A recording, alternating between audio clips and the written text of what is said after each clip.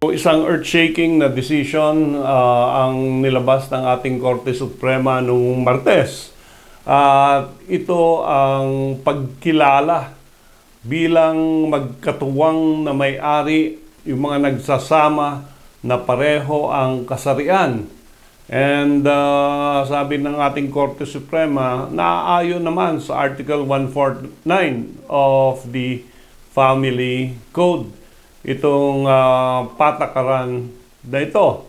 And dito ang isang kaso, nagsama ang dalawang babae bilang magkarelasyon, no? Medyo matagal-tagal silang may relasyon, and actually they live as husband and wife, and along the way they bought property. Bumili sila ng house and lot. At napagkasundo nila na para simple lang yung transaksyon, ipangalan lang sa isa para madali yung pagproseso ng transaksyon sa utang nila sa bangko, sa BIR, sa Register of Deeds. Unfortunately, wala nga forever, nagkahiwalay itong dalawang mag-irog na babaeng ito. At nung nagkahiwalay sila, mainam naman ang usapan, hati sila. Pero nung nagkonsulta siguro yung isa sa abogado, sabi, nasa pangalan mo naman, di sa'yo yan. So, ang ginawa niya, ayaw na niyang ibigay yung share ng kanyang former partner.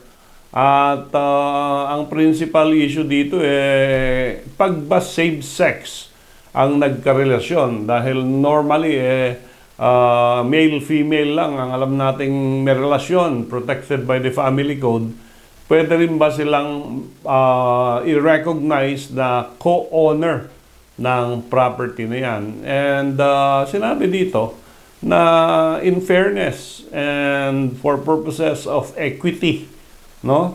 Dapat kung ano ang napag-usapan, kung 50-50 ang napag-usapan, ay yun ay sundin.